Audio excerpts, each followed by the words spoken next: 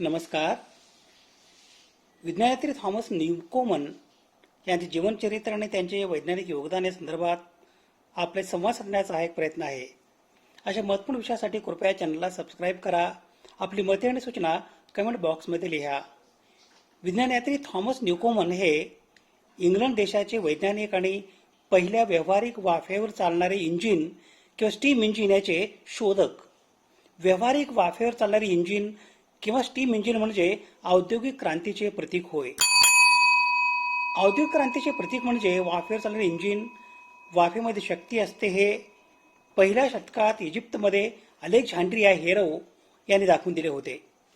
त्याच्या उपकरणात धातूच्या एका पोकळ गोळ्यात सोडलेली वाफ त्याला जोडलेल्या दोन नळ्यामधून बाहेर पडत असे आणि त्यामुळे तो गोळा स्वतःभोवती गोल गोल फिरत असे. मात्र वाफेच्या या शक्तीचा औद्योगिक वापर होण्यासाठी सुमारे 16 शतके जावी लागली. सन 1698 साली इंग्लंडच्या थॉमस सेव्हिर यांनी खाणीमधील पाणी उपसून काढण्यासाठी वाफेवर चालणारे इंजिन किंवा एक यंत्र तयार केले. या यंत्रातील एका टाकीत पाण्याची वाफ सोडली जाई. ही वाफ थंड झाल्यावर तिचे पाण्यात रूपांतर झाल्यामुळे टाकीतील दाब कमी होत असे. त्यामुळे खाणीतील पाणी या टाकीत खेचणे शक्य होई. मात्र ही इंजिन अखंड चालवता येत नसे व थोडेसे पाणी उपसण्यासाठीही या इंजिनला बराच कोळसा जाळावा लागत असे. या इंजिनात सन 1712 साली सुधारणा केली ती इंग्लंडच्या थॉमस न्यूकोमन यांनी. थॉमस न्यूकोमन यांनी त्याच्या इंजिनात एक दट्ट्या बसवलेला सिलेंडर वापरला. सिलेंडर खालीच बसवलेल्या टाकीतले पाणी उकळून त्याची सतत वाफ होत असे. ही वाफ एका स्वयंचलित झडपेमार्गे सिलेंडरमध्ये शिरून त्यातील दट्ट्या वर ढकलला जात असे.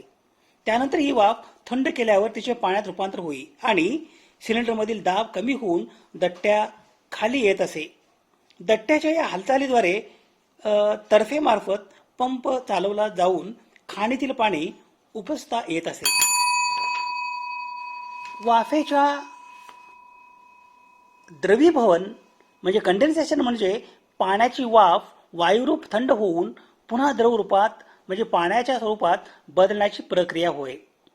जेव्हा उष्ण वाफ थंड पृष्ठभागाच्या संपर्कात येतो किंवा वातावरण थंड होते तेव्हा तिची उष्णता कमी होऊन वाफेचे रूपांतर पाण्याच्या थेंबात होते.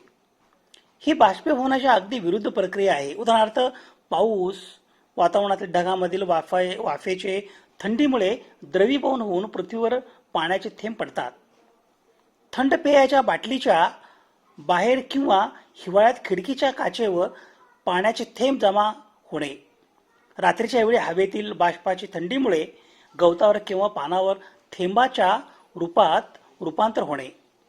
गरम अन्नाच्या भांड्यावर झाकण ठेवले असता झाकणाच्या आतल्या बाजूला वाफेचे पाणी होणे. वाफेतील उष्णता कमी किंवा थंड केल्यास वाफेचे रेणू एकमेकांच्या जवळ येतात आणि वायूचे रूपांतर द्रवात होते. वाफेच्या इंजिनात वाफेचे द्रवीभवन होताना दट्ट्याचा सिलेंडर बराच गरम राहत असे. त्यामुळे इंजिनाची ही कार्यक्षमता खूप कमी होत असे. जेम्स वॅट हे एक स्कॉटिश शोधक यांत्रिक अभियंता होते ज्यांनी वाफेच्या इंजिनात क्रांतिकारी सुधारणा करून औद्योगिक क्रांतीचा पाया रचला. थॉमस न्यूकोमन यांच्या इंजिनातील उणिवा दूर करून त्यांनी कार्यक्षम सेपरेट कंडेन्सरचा शोध लावला ज्यामुळे इंधनाची मोठी बचत झाली. त्यांच्या सन्मानार्थ शक्तीच्या एककाला वॅट नाव देण्यात आले. जेम्स वॅट यांनी सन 1765 मध्ये या इंजिनात वाफेचे द्रवीभवन करण्यासाठी वेगळी टाकी वापरली. ही टाकी बाष्पीभवन करणाऱ्या टाकीपासून दूर असल्याने तिचे तापमान कमी होते. यामुळे वाफेचे पाण्यात रूपांतर जास्त सहज होऊ लागले व उष्णता फुकट न गेल्यामुळे कोळशाचा वापर निम्म्यावर आला. त्यानंतर जेम्स वॅट याने केलेल्या बदलामुळे या इंजिनाच्या दट्ट्याच्या हालचालीद्वारे चाक फिरवणेही शक्य झाले. यानंतर विविध सुधारणा होऊन या इंजिनाने खाणीमधून वस्त्रोद्योगासारख्या विविध उद्योगात प्रवेश केला. तसेच रेल्वे उद्योगाचाही पाया घातला तो याच इंजिनाने. वाफेचे इंजिन हे उष्णता ऊर्जेचे म्हणजे वाफेचा जो दाब असतो त्या दाबाचे यांत्रिक ऊर्जेमध्ये रूपांतर करणारे यंत्र आहे. या वाफेच्या इंजिनने औद्योगिक क्रांतीत मोठी भूमिका बजावली आहे. हे इंजिन पाणी गरम करून वाफ तयार करते आणि वाफेच्या दाबाने पिस्टन हलवून काम करते. थॉमस न्यूकोमन यांनी सन 1712 मध्ये पहिले व्यावहारिक इंजिन विकसित केले, तर जेम्स वॅट यांनी त्यात महत्त्वपूर्ण सुधारणा केल्या. इंधन किंवा कोळसा जाळून बॉयलरमधील पाणी गरम केले जाते, ज्याची वाफ बनते. या उच्च दाब वाफेचा वापर पिस्टन फिरवण्यासाठी किंवा हालचाल करण्यासाठी केला जातो.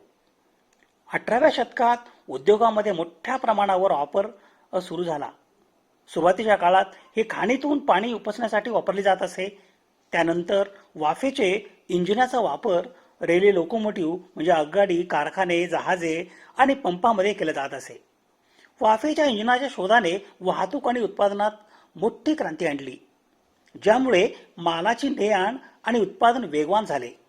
वाफेचे इंजिन हे आधुनिक इंजिनचा पाया मानले जाते, ज्याने मानवी श्रमाची जागा यंत्राने घेतली. थॉमस न्यूकोमन यांचा जन्मदिनांक 24 फेब्रुवारी 1664 रोजी इंग्लंडमधील डेव्हन डार्टमाउथ येथे झाला. सन 1712च्या सुमारास विकसित झालेले वाफेचे इंजिन हे न्यूकोमनची मोठी उपलब्धी होती. थॉमस सेव्हेरी आणि डेनिस पॅपिन यांच्या कल्पना एकत्र करून त्यांनी टीनच्या खाणीतून पाणी बाहेर काढण्याच्या उद्देशाने वाफेचे इंजिन तयार केले. थॉमस न्यूकोमन एक्स्टर्नमधील एक लोखंडी कंपनीत शिकाऊ म्हणून काम केले होते. त्यांची कोणतीही नोंद नसली तरी त्यांनी सन 1685च्या सुमारास डार्टमाउथमध्ये लोहार म्हणून व्यापार करण्यास सुरुवात केली. कागदोपत्री पुराव्यानंतर त्यांनी 1694 मध्ये विविध गिरण्यांमधून 10 टनापर्यंत लोखंडाची खरेदी केली.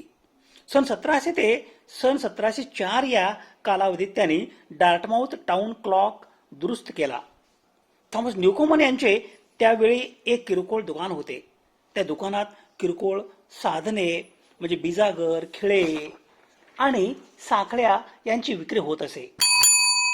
जॉन कॅले यांनी थॉमस न्यूकोमन यांना स्टीम संशोधनात मदत केली. दोन्ही वायुमंडलीय स्टीम इंजिनाच्या पेटंटवर सूचीबद्ध आहेत.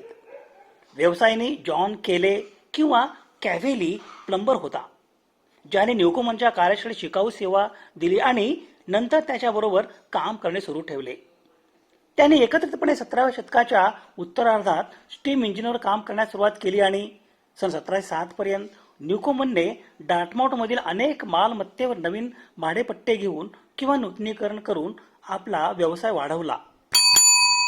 न्यूकोमन किंवा कॅली या दोघांचे यांत्रिक अभियांत्रिकीमध्ये शिक्षण झाले नव्हते आणि त्यांनी शास्त्रज्ञ रॉबर्ट हुक यांच्याशी पत्रव्यवहार केला आणि त्यांना डेनिस पॅपिनच्या पिस्टन प्रमाणेच स्टीम सिलेंडर असलेले स्टीम इंजिन तयार करण्याचा त्यांच्या योजनेबद्दल सल्ला देण्यास सांगितले.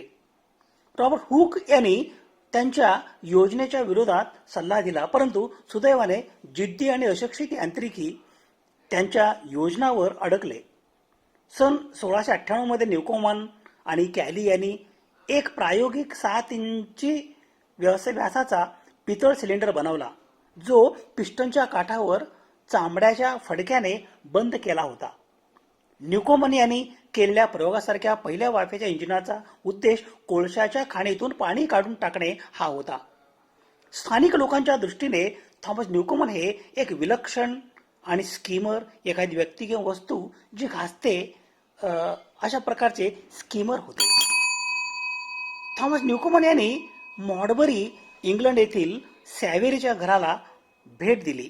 सॅव्हेरीने न्यूकोमन यांची एक कुशल लोहार आणि लोखंडी त्यांच्या इंजिनाचे एक कार्यरत मॉडेल तयार करण्यासाठी नियुक्त केले. न्यूकोमनला स्वतःसाठी सॅव्हेरी मशीनची एक प्रत बनवण्याची परवानगी होती, जी त्याने त्याच्या स्वतःच्या अंगणात सेट केली होती.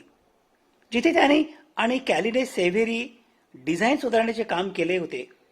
जर न्यूकोमन आणि कॅले यांनी बनवले इंजिन सन 1708 मध्ये पेटंट मिळवू शकले, ते वाफेचे सिलेंडर आणि पिस्टन, पृष्ठभाग कंडेन्सेशन, वेगळे बॉयलर, वेगळे पंप एकत्र करणाऱ्या इंजिनसाठी होते.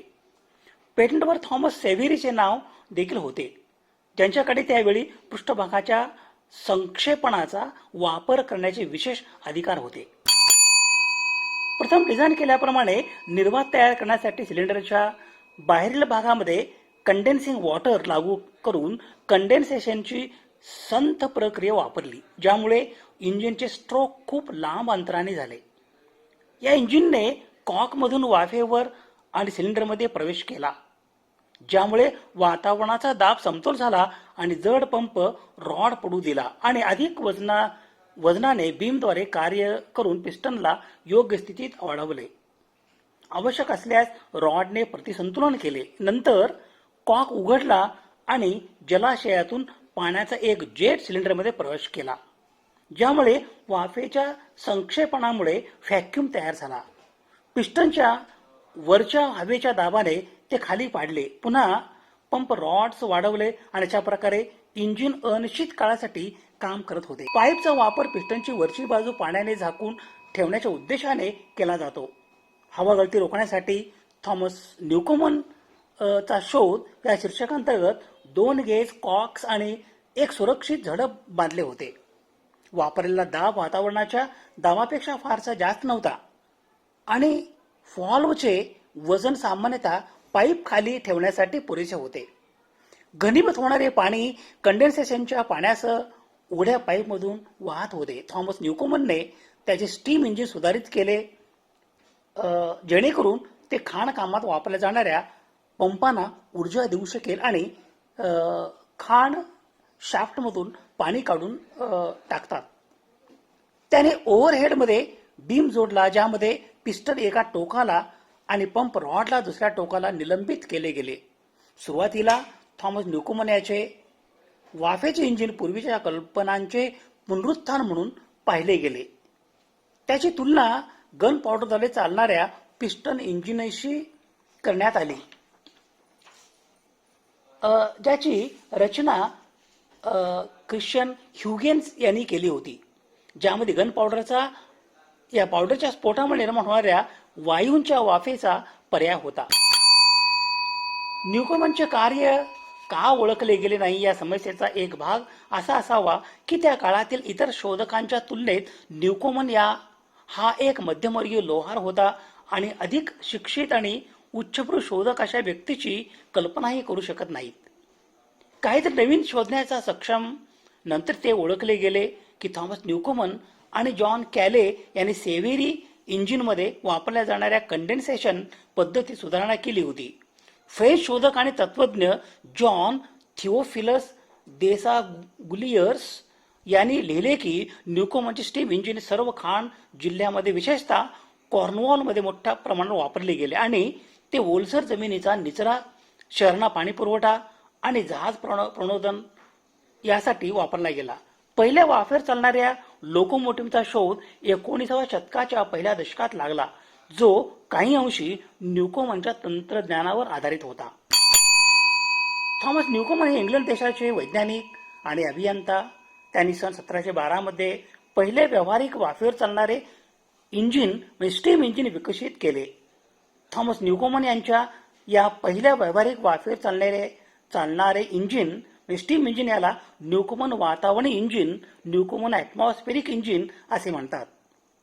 थॉमस न्यूकोमन याचा जन्मदिनांक 24 फेब्रुवारी 1664 रोजी इंग्लंडमधील डेव्हन डार्टमाउथ येथे झाला. त्यांचे आई वडील लोहार काम करायचे. त्यांच्या व्यवसायामुळे त्यांचा खाणकामात वापरल्या जाणाऱ्या साधनाशी जवळचा संबंध आला. त्या काळी कोळसा आणि कथीलच्या खाणीमध्ये पाणी साचणे ही मोठी समस्या होती. हे पाणी बाहेर काढण्यासाठी घोड्यांचा वापर करणे खूप खर्चिक होते. न्यूकोमन यांनी थॉमस सेव्हेरी यांच्या आधीच्या डिझाईनमध्ये सुधारणा करून एक नवीन यंत्र तयार केले. यात वाफेचा वापर करून सिलेंडरमध्ये निर्वात पोकळी निर्माण केली जाई, ज्यामुळे वातावरणीय दाबाने पिस्टन खाली ढकलला जात असे. या इंजिनचा मुख्य वापर खाणीमधून पाणी उपसण्यासाठी किंवा पंपिंगसाठी केला जात असे. न्यूकोमन याच्या इंजिनाने औद्योगिक क्रांतीचा पाया रचला. नंतरच्या काळात जेम्स वॅट यांनी न्यूकोमनच्या याच इंजिनमध्ये सुधारणा करून अधिक कार्यक्षम इंजिन तयार केले. दिनांक 5 ऑगस्ट 1729 रोजी लंडन येथे थॉमस न्यूकोमन याचे निधन झाले.